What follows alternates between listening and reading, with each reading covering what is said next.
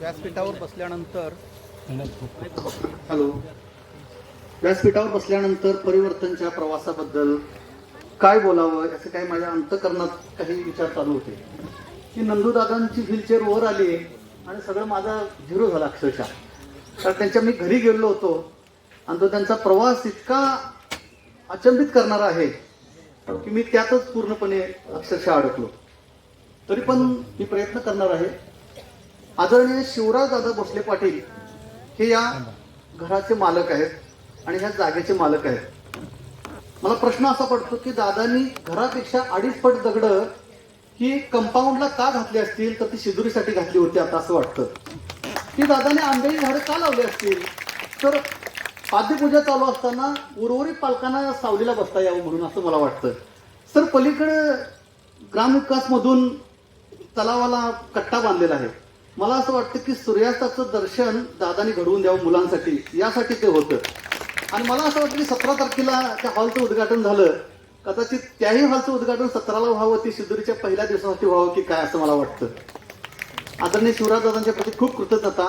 मला सांगा असं कोण व्यक्ती असेल की आपल्या घराचा अंबोशी साहेब विकास करत असताना परिवर्तनची मुलं 50, शिदुरीत येणारी 50ची 100 झाली म्हणून 4 टॉयलेट वाढवायचे.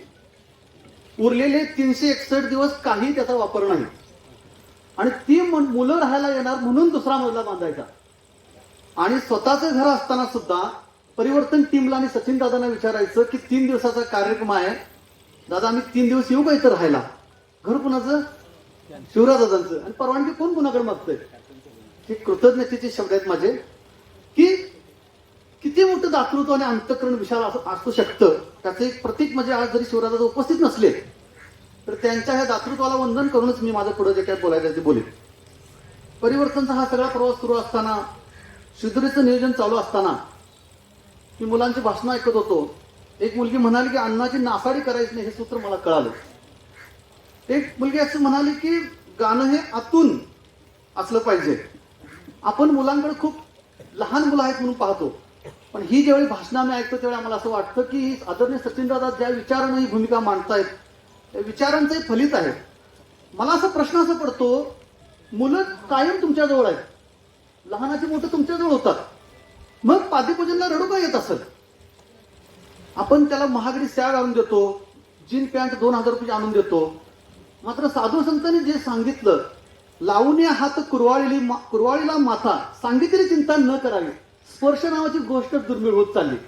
आणि म्हणून ज्यावेळी इथं एकीकडे शब्द चालू असताना दुसरीकडे स्पर्श होत होतो त्यावेळी दादा हृदयातले अश्रू फक्त पालकांच्या नव्हे तर आमच्या टीमसाठी सुद्धा हे कठीण काळ असतो. अक्षरशः 25 मुलांवरून ही शिदुरी सुरू झाली आणि 617 मुलं दादा आतापर्यंत या शिदुरीमध्ये सहभागी झाली. म्हणजे 16 पर्यंत ही शिदुरी आत होती स्वामींच्या पुढं. स्वामींच्या दरबारात 25 मुलं घेऊन शिदुरी चालू केली. स्वामी म्हटले आता पुढे जा, बाहेर जाण्याची वेळ आलेली आहे. आणि आज या वर्षी आम्हाला सांगायला आनंद वाटतो की मेसेज टाकल्यापासून 20 तासामध्ये आमची अपेक्षा 100 मुलांची होती आणि नोंदणी 153. ऋणानुबंध जवळचे असतात. आम्हाला प्रश्न पडतो अक्षरशः काय करायचं. काय केलं शिदुरीमध्ये आम्ही? सुजाताईंनी सांगितलं काहीच नाही. त्यांच्या अंतःकरणातला भावनांक विकसित करणे आणि जगण्याच्या कक्षा विस्तारित करणे. कदाचित इथं आल्यानंतर पहिल्या दिवशी एखाद्या मुलगाला वाटलं असेल काय पाया पडायचं. आम्ही पाया पडा म्हणून सांगतच नाही, आमची टीम एकमेकाच्या पाया पडते. म्हणून काही गोष्टी उपदेशातून आणि काही आचरणातून शिकाव्या लागतात. ते कारसिद्धेश्वर महाराज फार सुंदर सांगतात, शिक्षकानं उपदेशक नाही तर उदाहरण झालं पाहिजे. परिवर्तन ही समाज शिक्षक असणारी संस्था आहे आणि आता चांगला पुरावा म्हणजे परिवर्तनची स्थापना 5 सप्टेंबर या शिक्षक दिनी झालेली आहे. परिवर्तन शिक्षक दिन, शिक्षक समाज शिक्षक व्हावं, कदाचित ही नीतीची अपेक्षा आणि इच्छा असावी. शिदुरी हा उपक्रम आहे, याविषयी काही मी खूप बोलणार नाही. मात्र आमच्या दृष्टीने खूप आनंदाची गोष्ट आहे. मी तर मग सांगू काय शिदुरी म्हणजे काय. ग्रामीण भागातले सगळे आपले मंडळी आहेत. दही लावायचं असतं आणि आपल्या घरात नसतं आणि आपण काय करतो, चिंचोक एवढं मुरवान दुसऱ्यातनं आणतो. मात्र ते आणावंच लागतं आणि ते आणल्यानंतर मग ते सगळं काय होतं, विरजन आणि सगळं मग 5 आणि 10 लिटर सुद्धा दही लागतं. शिदुरी हे मुरवण आहे चांगल्या विचारांचं चांगल्या कृतीचं. ते तुम्ही वर्षभर आणि पुढे 5 वर्ष त्याचं नवनीतापर्यंत प्रवास तो त्या चिंचोक्या एवढ्या मुरवणावरून होऊ शकतो. हे घरातला सिद्धांत आहे, त्यासाठी काही सायन्सची गरज नाही. शिदोरीतून ही कामं होत असताना सगळी सत्र वाचून दाखवली. मी एका सत्राचा आवर्जून उल्लेख करणार आहे. ते सत्र म्हणजे सचिन दादा नावाचं. त्याचं कारण काय माहिती काय, आता दादांच्या नावानं सत्र नाही, पण दादांशिवाय सत्र नाही. दादांचं निरंतर चालणारं एक सत्र आहे. मी कायम असं म्हणतो, त्या महाभारताच्या बारबारीला विचारलं शेवटी कृष्णानं, काय रे बाबा तुला काय दिसलं? मग ते बारबरीनं सांगितलं. नाही, बारबरीक श्रीकृष्ण पांडवांना घेऊन बारबरीकडे गेलेला आहे. बारबरीक आणि बारबरीकचं मुंडकं ते त्रिशूळावर अडकलेलं आहे. आणि त्याला विचारलं जातं की पांडव म्हणजे तुला काय दिसलं? कृष्ण म्हणतो सांगायचं नाही. पण बारबरीक म्हणतो की हे मी नाही सांगितलं तर हे कायमचं पित्र राहील. तो म्हणता मला कुणाचीच गदा दिसली नाही, मला कुणाचंही धनुष्य दिसलं नाही, तुझं सुदर्शन मला सगळीकडे दिसलं. तसंच म्हणजे मला असं वाटतं की सेंटर, आपण ग्रामीण भागातली मंडळी आहेत, खळ्याचा तेवढा असेल तर खळा, नाही तर खरं नाही. तेवढा म्हणजे सचिन दादा आहेत. आणि मला प्रश्न असा पडतो, त्यांचं मतदाराचं नाव नाही, त्यांचे पाहुणे पण इकडे काय नाहीत, नवीन पाहुणे होण्याची शक्यता विषय संपलेला आहे. अशा वेळी सुद्धा शिर्डीच्या माणसानं येऊन आमच्या भागात सेवा का करावी? त्याचं कारण मला एक असं सापडतं की जे जे भेटी जे भूत ते मानिजे ऐसी मती जयाची स्थिर, ही जी भूमिका साधू संतांची आहे ती भूमिका आदरणीय दादांच्या एकूण वर्तनात आहे. शिदोरीमध्ये ही सगळी सत्र होत असताना दादा कायम म्हणतात क्वालिटीचं मुलांना दिलं पाहिजे, सत्र पण क्वालिटीचं आणि खायला पण क्वालिटी. मी परवा जेवायला बसलो होतो आणि आमची महिला टीम 20 जणांची महिला टीम आहे, हे ते देवगडवरून आंबे आणलेले होते. दादाने एकच सांगितलं, एकही थेंब त्या आमरसात पाण्याचा किंवा दुधाचा घालायचा नाही, काही कारण सांगायचं नाही. 100% आमरस कसला असला पाहिजे. मग ते बाधू नये म्हणून त्यात तूप टाकलं. ते काही तूप आपण लिटरनं टाकत नाही, ते ग्रॅमनं टाकतो. म्हणजे इतकं तुकाराम महाराज असं म्हणाले की स्वतःच्या मुलावर प्रेम करणं हे सगळ्यात सोपं जगात, पण इतरांच्या मुलावर प्रेम करणं एवढं सोपं नाही. म्हणून संतत्वाची व्याख्या सांगताना ते असं म्हणाले, दया करणे जे पुत्राशी तेची दासा आणि दासी, तुका म्हणे सांगू किती तोची भगवंताची मूर्ती. आणि म्हणून आमचं सगळ्यांचं भाग आहे. आम्हाला रामदादा लोक प्रश्न विचारतात, आता काय मला माहित नाही तर किती भाषण होते आणि काय प्रश्न आहे माझ्या पुढे, सगळे मुद्दे येतात का नाही. मात्र लोक आम्हाला प्रश्न विचारतात, काय मधुकर गोष्टी तुम्ही सारखं सचिन दादा करता, पोस्ट लिहिता, हे करतात ते करता, इकडे काय कोण माणसं नाही काय कीर्तनकार प्रवचनकार काय आहे का नाही, काही तिकडची माणसं आणता इकडे, हे अध्यात्म जाणून तिकडचे आणि इकडचं. आता महाराष्ट्रात मध्ये देवी म्हणले नाही, आता हिंदुस्थानात देवी म्हणले, काय म्हणले आता विश्वात्मक देवी, ते पसायदान जाणलेली माणसं म्हणतात की तुम्ही तिकडचा म्हणून इकडे लॉन्च करायला. मी त्यांना सांगितलं, हे जाहीर माईकवरनं पण काही कार्यक्रमामध्ये सांगितलेलं आहे, लॉन्च करणं माझ्या हातात असतं तर मी सगळे पत्रकार तिथे सगळे सोडले तर मी एक कोल्हापुरात एक स्टेशन चालू केलं असतं, लॉन्चिंग स्टेशन. माझ्याकडे झालं की 1 लाख रुपये लॉन्चिंग स्टेशनला. मी त्यांना असं म्हटलं की आमच्या भागात आणि तुमच्या भागात असा विषय नाही, मात्र काय पाहिजे आमच्या अटी पूर्ण कराव्यात, त्याला आम्ही डोक्यावर घेऊन नाचायला तयार आहे. मग ते म्हटले काय अटी? मी म्हटलं त्यानं प्रवचन उत्तम केलं पाहिजे, त्यानं कीर्तन उत्तम केलं पाहिजे. त्याच वेळी आम्ही जर म्हटलं विवेकानंदांचं 1896चं शिकागो परिषदेच्या भाषणाचे आतापर्यंतचे परिणाम आणि रुपयाचं अवमूल्यन याच्यावर पण व्याख्यान दिलं पाहिजे. अनेक अवघड कठीण गोष्ट आहे. आम्ही म्हटलं की बांगेल स्मशान शेड आणि गटार साफ केली पाहिजे भक्ती शक्तीमध्ये. आणि कोल्हापूर जिल्ह्यात आणि बेळगाव जिल्ह्यात होणाऱ्या सगळ्या कीर्तन प्रवचनाचे पैसे आम्हाला द्यायचे परिवर्तनला. मग आम्ही काय करू, तुझं जय जयकार करू. म्हणून जया अंगी मोठेपणा तयातनं कठीण असतात. असो, आदरणीय सचिन दादा, शिवराज दादा ही परिवर्तनच्या रथाची 2 प्रमुख चक्र आहेत. आणि या सगळ्या प्रवासावर पुढे जात असताना शिदोरी सारखा उपक्रम आहे, कुटुंब समृद्धी अभियान. आपल्याला असे समज असतात की आपण फार आरोग्यदायी आहे. रामदादा तुम्हाला सांगायचं म्हणजे आम्ही 2018ला हा उपक्रम चालू केला. 2250 महिलांचं रक्त आम्ही तपासलं 19 गावात जाऊन, निपाणीमध्ये स्वतः तपासले बरं का. तर 68% महिलांमध्ये किमान पातळीपेक्षा कॅल्शियम आणि हिमोग्लोबिन कमी. आणि ह्याचा डेटा आमच्याकडे उपलब्ध नावासकट. त्यावेळी 15 दिवसापासून 3.5 महिन्यापर्यंतची औषधं केवळ 50 रुपये घेऊन दिली. 50 रुपयेचा आपण टोस्ट आणतो आणि आरोग्य बिघडवतो, मात्र आम्ही 50 रुपये घेऊन 3.5 महिन्याची नंदवादा औषधं दिली. आणि 680 महिला रक्तक्षयाच्या ज्या काटा होत्या त्यांचा रक्तक्षय बाजूला जाऊन काय केलं, ती वृद्धी झाली. आम्हाला लोक प्रश्न असं विचारतात आणि त्यावेळी महिलांना आम्ही सांगितलं बरं का दादा, आमचे प्रस्ताव वगैरे सुरुवातीला दादांचं वगैरे असलं, आम्ही असं म्हणायचो की दागिने अंगावर असले पाहिजेत, काय असले पाहिजेत. मात्र कधी त्याचा आनंद होईल? अंगात 10 पॉईंट रक्त असावं का अंगावर 10 तोळ दागिने असावं? अंगात रक्त असेल तर त्या दागिने वामर सातारकर म्हणतात, सशक्तपणा असेल तर पाटल्याना आनंद आहे, नाहीतर आपण अशक्त आहे तर काय करायचं. तर त्यामध्ये साधारण 4 लाख रुपये आम्ही त्या उपक्रमामध्ये खर्च केले. लोकांना मला प्रश्न विचारतात, तुम्ही मतही मागत नाही आणि पैसा मागत नाही, त्या दोन गोष्टी नाही मागितल्या तर काय अडचण येत नाही. मग याचा हे कशासाठी करता? दादा त्याचं सुंदर उत्तर, हे मदतीच सवय झाले परी म्या नाही केले, ऐसे ज्यांनी जाणितले तो सुटला का.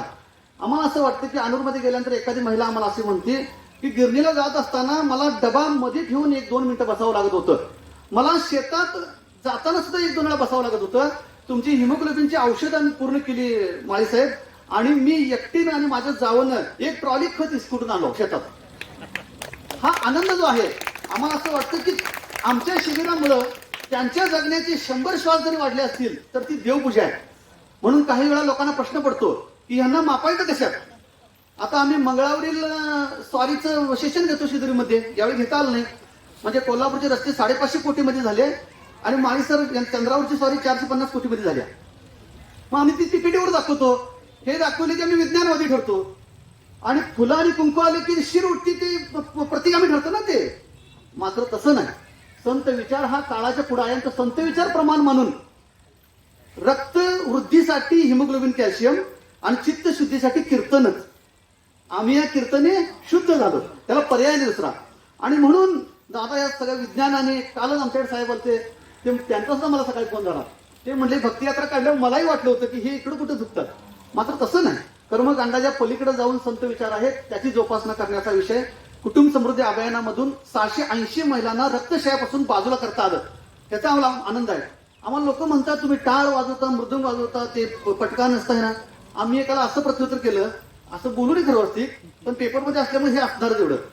तर मी त्याला म्हटलं की आम्ही देव मानतो बाबा, मात्र आम्ही देव मानला आणि दत्त महाराजांच्या दत्त जयंतीचं कीर्तन केलं आणि सचिन दादांनी इथला शेला सोडला आणि कीर्तनात विचारलं. असं विचारायचं नसतं, तर त्यांनी विचारलं की मला मानधन देणार आहे काय.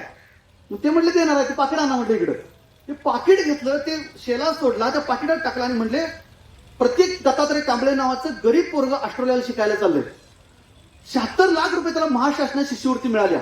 मात्र सरकारनं सांगितलंय तिथं गेल्यानंतर कोविडच्या संदर्भात म्हणजे लॉकडाऊन, काय म्हणतो बद्दल ते काय इंग्लिश शब्द आलता की ते अलगीकरण, क्वारंटाईन, काय आता ते मराठी मी विद्यार्थी आहे, ते शब्द आठवत नाही.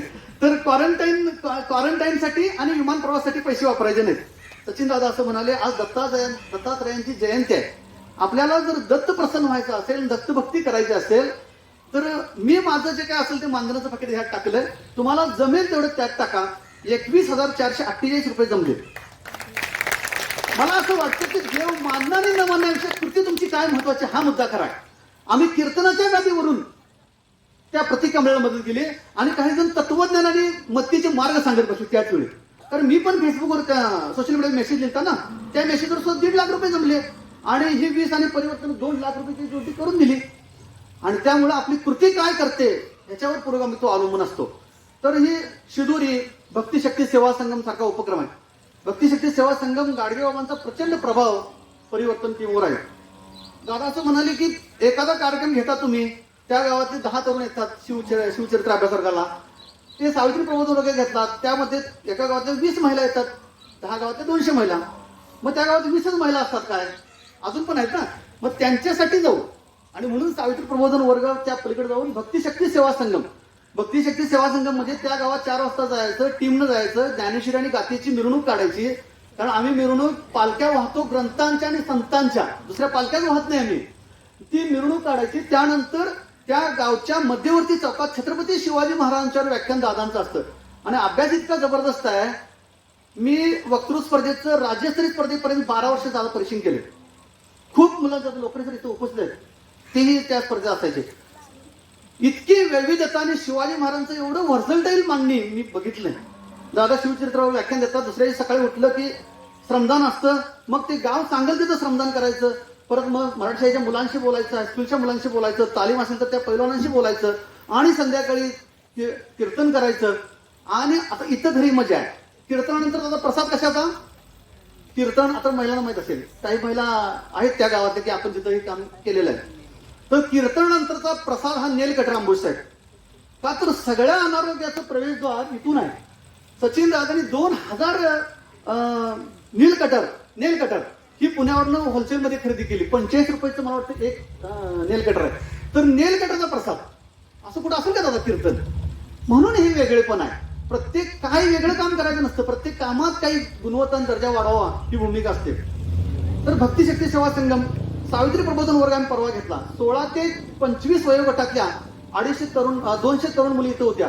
त्यांचे काही म्हणून प्रश्न असतात, आरोग्याचे असतील किंवा शिक्षणाचे असतील किंवा स्वला ओळखण्याचे असतील, त्या संदर्भानं काम केलं. बाबा महाराज सातारकरांचा कीर्तन महोत्सव हमीदवाडच्या माळावर घेतला. 20,000 लोक उपस्थित होते. मी खूप त्यात आता म्हणजे मला प्रश्नच पडते की 1.5 तास जाता लागण्याची शक्यता आहे सगळं मांडायचं झालं तर. महाराष्ट्र केसरी हे शब्द आपल्या कानावर पडतो. कुस्ती शाहू महाराजांचं 100वे स्मृती शताब्दीचं वर्ष चालू आहे. महाराष्ट्र केसरीची निवड चाचणी पहिल्यांदा 1973 नंतर ग्रामीण भागात अनुरला परिवर्तन घेतली. आणि घेतली म्हणण्याला पुरावे आहेत ना, कार्यक्रम झालेलेचे. तो कार्यक्रम झाला. त्यानंतर शिदोरी प्रेरणा पुरस्कारावर जाण्यापूर्वी शिवचरित्र अभ्यास वर्गावर एक बोलेन. या मुलांसाठी खूप महत्वाचा मुद्दा आहे. मला शिवाजी महाराज हा जय जयकाराचा विषय आहे. शिवाजी महाराजांचं फोटो आपण टी शर्टवर छापतो, आपण नंबर प्लेट करतो, किंबहुना तिब्बल जर गाडी चालली तर पोलिसाला म्हणतो नाद करायचा नाही, शिवाजी महाराज आहेत, आम्ही मावळे आहोत. आणि शिवाजी महाराजांना आवडणाऱ्या गोष्टी नाहीत. डॉल्बीची मिरवणूक आवडणार नाही, पण शिवचरित्र वाचलं जात नाही. आम्ही तर वारकरी परंपरेत काम करणे असं म्हणतोय की बाबा शिवजयंती तुम्हाला साजरी करायची ना, 7 दिवस मंडप घाला आणि शिवचरित्राचं पारायण करा. ज्ञानेश्वरीचं करतो आम्ही तसं. दादा म्हटले पोरं वाचत नाहीत, पण काय करूया, पोरांना आपण एकत्र करूया. आणि ज्यांनी आयुष्यभर शिवचरित्र, विकासराव ज्यांनी आयुष्यभर शिवचरित्र ललितांगांना गोष्ट रूपून ज्यांनी संशोधन पद्धतीनं शिवचरित्र अभ्यासलंय, ती माणसं आणून आपण जवळजवळ 850 मिनिटांचं रेकॉर्ड आहे 2 दिवसाचं. 1.5 तास बोलायचं आणि 1 तास मुलांनी प्रश्न विचारायचं. काही प्रश्न असतील, शिवाजी महाराजांचा शेवट कसा झाला किंवा काही असतील ते. हा शिवचरित्र अभ्यास वर्ग हे सगळं चालू असताना शिदोरीचा परत आणि संदर्भ येतो. आणि मग नंदुदादांच्याकडून मी थांबेल. शिदोरी हा उपक्रम ज्यावेळी सुरू झाला, सुरुवातीची काही वर्ष 3-4 वर्ष आतमध्ये गेली. नंतर आपण बाहेर आलो आणि दादा असं म्हणाले की दादा मुलांना वस्तू मिळतात, साधनं मिळतात, मात्र मुलांची मन हे कमकुवत दिसतात. कमकुवत, पिकलेल्या अगदी चिक्कू सारखे. म्हणलं काय झालं दादा? ते म्हणले पेपरचं पान पहिलं काढलं तर मोबाईल मिळाला नाही म्हणून आत्महत्या. एखाद्याचे आई वडील 200 रुपये पगाराने शेतात काम करतात, त्याची अपेक्षा असते की 7,000चा मल्टीमीडिया मला द्यावा. पेपर अवघड गेला म्हणून आत्महत्या. निकाल लागायचा आहे तोपर्यंत आदल्या दिवशी आत्महत्या. आत्महत्या करून संपवण्यासाठी एवढं हे जीवन आहे का एका क्षणासाठी? दादा म्हटले या मुलांना प्रेरणा देण्यासाठी नंदू दादा काहीतरी गोष्टी समाजापुढे आणि मुलांपुढे पालकांपुढे मांडल्या पाहिजे.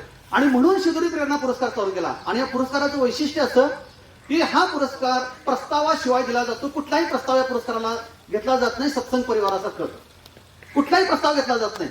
आणि हा पुरस्कार देत असताना पहिल्यांदा काय केलं तर पहिल्यांदा हसूर सासगिरीच्या एका माऊलीला दिला. दादा आम्ही पहिल्यांदा पुरस्कार दिला, आता अहंकार दिला, मात्र ह्याला आकडे उपलब्ध आहेत. आणि नंतर झीन माहितीपट काढला त्यांच्यावर.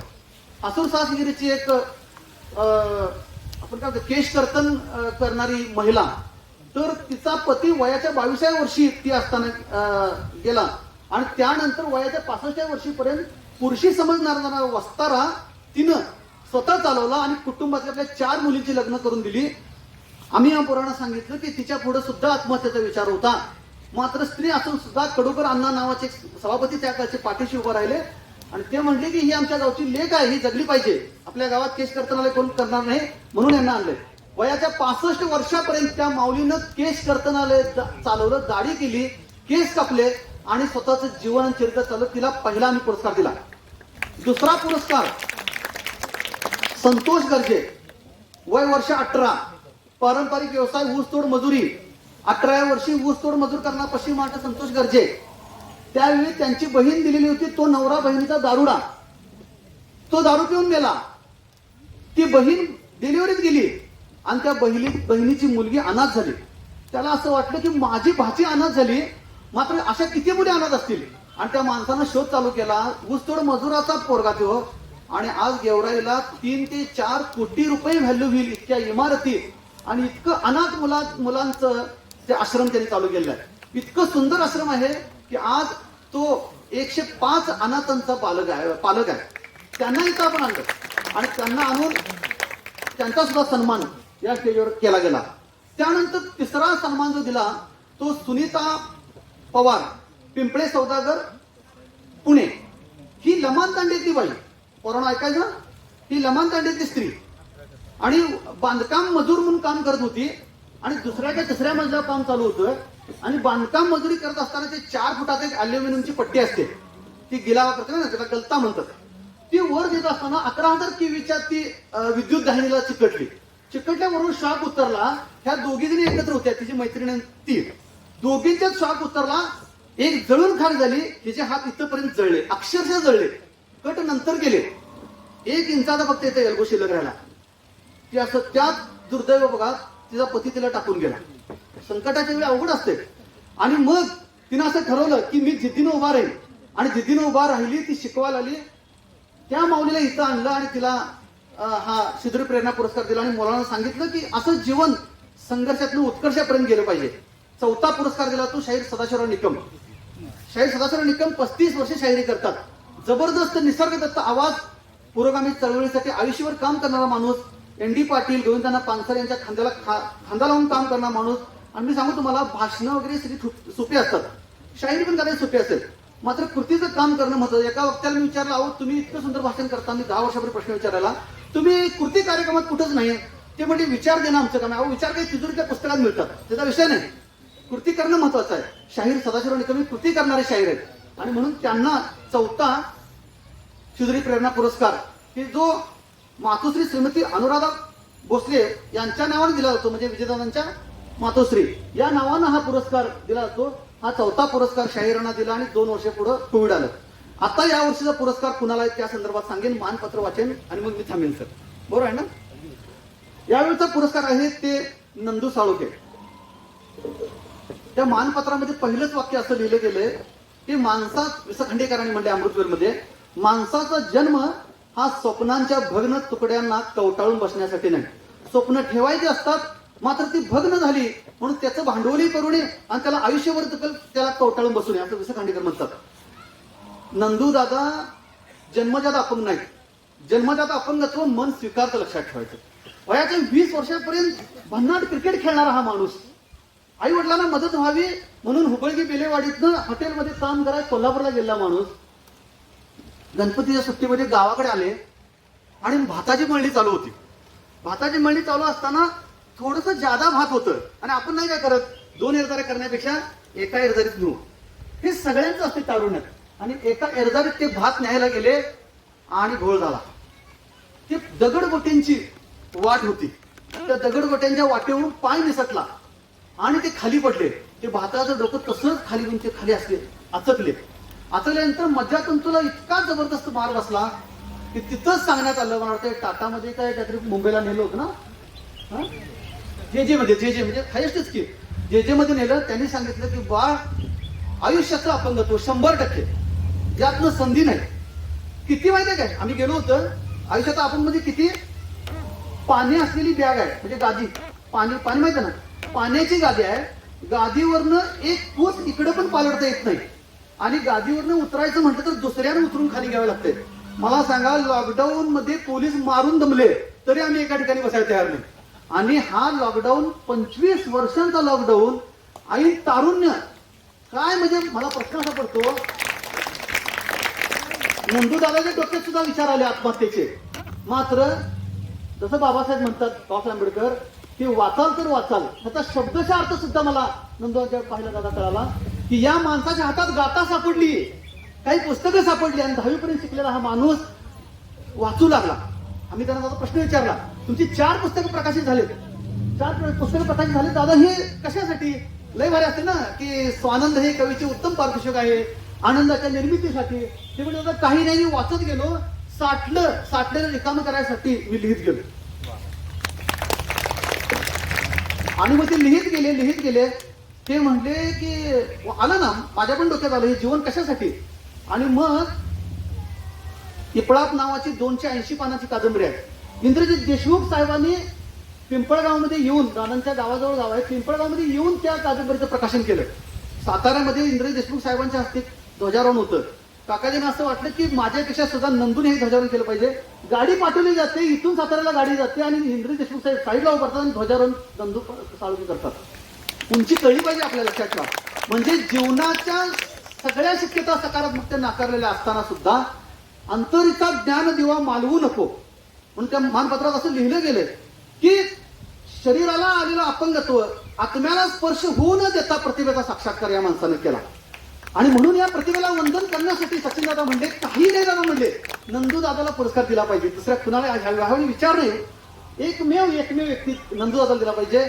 मला सांगा, 25 वर्ष कुस न पालटता लिहावं. आणि कसं लिहायचं माहिती काय, ते असं आपण काहीतरी शेष अवतारात गादी पडतो माहिती ना, आणि मोबाईल असा करतो आपण, ते आपला छंद असतो असं, अशी उशीर तर तसं ते लिहितात. आणि तसं लिहितात. आता त्यांच्या आत्मचरित्राचे भाग येत आहेत. आठवणीतील साठवण आणि काळोखाला बिलगला सूर्य, ते पण सांगेन 1 मिनिटात. तर ते आता लिहित आहेत. मी म्हटलं दादा मग किती वर्ष झालं? ते म्हणजे 2 वर्ष झालं. ते म्हणले आता मला भरूनच येते, मला लिहायला देणं आलं. म्हणजे काय प्रवास होऊ शकतो. त्यामुळं दुर्दम्य इच्छाशक्तीला वंदन करण्यासाठी हा पुरस्कार आहे. अंतरुणावर खिळलेले असताना सुद्धा प्रतिभेचा साक्षात्कार करता येऊ शकतो, याला हे वंदन करण्यासाठी. आणि ज्याचे हात पाय नसतील मात्र अंतकरणातला एक ज्योत जी आहे, ज्याच्यासाठी संत सातत्याने सांगतात, ती ज्ञानज्योत केवळ ठेवण्याचं काम केलं म्हणून हे वंदन आहे. दादांचं तर कौतुक आहे नंदू साळुंखेंचं, पण आता यापेक्षा अधिक कौतुक मला त्यांच्या भावांचं करायचं आहे. इपळात ही कादंबरी त्यांनी आपले भाऊ सागर यांना अर्पण केली आहे. तुकाराम महाराज असं म्हणतात की जोवरी चाले मोठा धंदा तोवरी बहीण म्हणे दादा. ठीक आहे, म्हणजे हे सर्वत्र जर नसले तरी हे काही ठिकाणी आहे ना. आता जिथं इंडस्ट्रियल एरिया विस्तारच आहे, जिथं एका गुंठ्याचं जर 25 लाख झालं तिथं हे कळतं. हे तुकारामांचं वचन आहे. आणि विशेषतः आता तुकाराम भाऊ तिकडचे, तर कुठलीही आपल्या भावाकडून आर्थिक लाभाची कशाचीही शक्यता नसताना 25 वर्षे छोट्या असणाऱ्या सागर नावाच्या भावानं अंतकरणाचा सागर करून ह्या मोठ्या भावाला सांभाळलं. हे म्हणतात काय की माझा धक्का नाही थोरला भाऊ. तेव्हा सागरदादांचा सत्कार आपण करणार आहोत. ते तर बसले, तर ते सातत्यानं त्या सागरला जी कादंबरी अर्पण केली आहे. असो, असा सगळा प्रवास असणारा नंदू दादा आणि त्यांना वंदन करण्याची संधी मिळणं दादा हे आमचंच भाग्य आहे खरंच. म्हणजे ह्यात आता काय संकोच किंवा मी फार म्हणजे फुगून म्हणतो असं नाही. तर तुमच्यासारखी माणसं समाजाला कळली पाहिजेत, दिसली पाहिजेत, दाखवली पाहिजेत. या पिढीला कळलं पाहिजे ज्या नको त्या गोष्टीसाठी आपण अट्टहास करतो. सगळं संपलेलं असताना मी शून्यातून विश्व निर्माण करेन, हा जो काही इच्छाशक्तीचा किंवा दुर्दम आशावाद आहे, त्या आशावादाला वंदन करण्यासाठी हा पुरस्कार वितरण सोहळा आहे.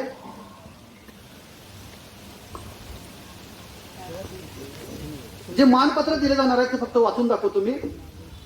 परिवर्तन सामाजिक विकास संस्था कौलगे मातोश्री ते श्रीमती अनुराधा भोसले शिदोरी प्रेरणा पुरस्कार 2022. श्री प्रकाश उर्फ नंदू सकाराम साळुंखे, राहणार बेलेवाडी, हुबळगी, तालुका आजरा, जिल्हा कोल्हापूर. जुलबेवाडी प्रकल्पाच्या साधारण खालचं पायथ्या देखत गाव. सन्मान जिद्दीचा, निष्ठेचा व शब्दसेवेचा. प्रख्यात लेखक वि. स. खांडेकर यांनी अमृतवेल मध्ये म्हटले की माणसाचा जन्म स्वप्नांच्या भग्न तुकड्यांना कवटाळून बसण्यासाठी नाही. या वाक्याचे प्रात्यक्षिक म्हणजे दादा आपले जीवन आहे. जन्मजात मिळालेले अपंगत्व व वयाच्या ऐन उमेदीत आलेले 100% अपंगत्व, यात मानसिक तयारीच्या अंगाने खूप मोठा फरक आहे. अगदी धडधाकट शरीर यष्टी व खेळाच्या मैदानावर सक्षमतेने वावरणे व यातच अवघ्या 20व्या वर्षी भाताचे पोते डोक्यावर घेऊन जाताना दगडगोट्यांच्या वाटेवरून पाय घसरतो काय व त्याच वेळी खाली आपटल्याने मज्जातंतूला जोरदार मार काय बसतो आणि कायमचे अपंगत्व जगण्याला खिळून राहते. वेदना इतकी की अंतरुणावरील कूस देखील पालटता येऊ नये, की अंतरुण सोडून एक पावलाचा प्रवासी करता येऊ नये. अशा वेळी संपूर्ण टाकावे हे जीवन असे वाटणे ही कदाचित स्वाभाविक. मात्र एका क्षणाने आलेल्या वेदनेचा कायमचा अंधकार देखील भेदण्याची तुमची सकारात्मक वृत्ती हीच केवळ अपंग नव्हे तर धडधाकट माणसांसाठी देखील प्रेरणेचा ऊर्जा स्रोत आहे. आपण काहीतरी ध्येय गाठावं, कुटुंबाला मदत करावी हे ऐन विशीतील स्वप्न भंग पावते, तरी शब्द नावाच्या तराफ्याने तुम्ही तुमच्या जीवनाची जगण्याची नौका तारून नेत आहात. शब्दचे आमुच्या जीवाचे जीवन, या तुकोबांच्या वचनाची यथार्थता दादा तुमच्या या जीवन प्रवासात अधोरेखित होते. केवळ 10वी शिक्षण झालेले असताना देखील व नीतीने उभ्या जन्माचे संकट वाढून ठेवलेले असतानाही, केवळ एका कुशीवर रेलून लिहावे लागत असतानाही, आजवर आपण केलेली केतकी लुगडं, जांभळी खालचा झरा व येपळा ही साहित्य निर्मिती समाजासाठी खूप मोठी प्रेरणा आहे. वाट्याला आलेल्या संकटाचे भांडवल करत न बसता किंवा त्याबाबतचा त्रागाही न करता संकटाला आपण विरोधात्मकपणे व सकारात्मक मानसिकतेने प्रतिसाद दिलात. याच वेळी ज्याला आपण आपली इपळात ही कादंबरी समर्पित केली आहे, तो लहान असून ही मोठा होऊन निरपेक्ष भावनेने तुमच्या जगण्यासाठीचा आधारवड झालेल्या बंधू सागर याने सुद्धा बंधू प्रेमाचा उदात्त व अनुकरणीय असा आदर्श उभा केला आहे. शरीराच्या अपंगत्वाचा स्पर्श मनाला न करू देता आपण शब्द या माध्यमातून जिद्दीच्या तेलवातीने जो ज्ञानदिवा तेवत ठेवला आहे, त्याला वंदन करण्यासाठी परिवर्तन संस्थेच्या वतीने मातोश्री काही श्रीमती अनुराधा भोसले शिदरी प्रेरणा पुरस्कार 2022 हा साधू वृत्तीचे आदरणीय सचिनदादा पवार यांच्या हस्ते आपणास देताना आमचे अंतःकरण भरून आले आहे. आपल्या दुर्दम इच्छाशक्तीच्या प्रवासाला सर्व काळ शुभेच्छा. सोमवार दिनांक 16 मे 2022. आपले नम्र शिवराव यशवंतराव भोसले पाटील, अध्यक्ष अरविंद किल्लेदार, पुरस्कार निवड समिती प्रमुख आणि समन्वयक सुजाता अरविंद पाटील. धन्यवाद. एक वाक्य शेवट सांगतो. सागरदादांचे धन्यवाद आणि त्यांच्या पत्नींचं. त्या पत्नी म्हणू शकतील, हो भाऊ तुमचा असं करा तुम्ही, पण त्यांचं सुद्धा मन मोठे लक्षात ठेवा. त्यामुळे या सगळ्या परिवाराला धन्यवाद आणि पुरस्कार वितरण सोहळा या ठिकाणी संपन्न होत आहे.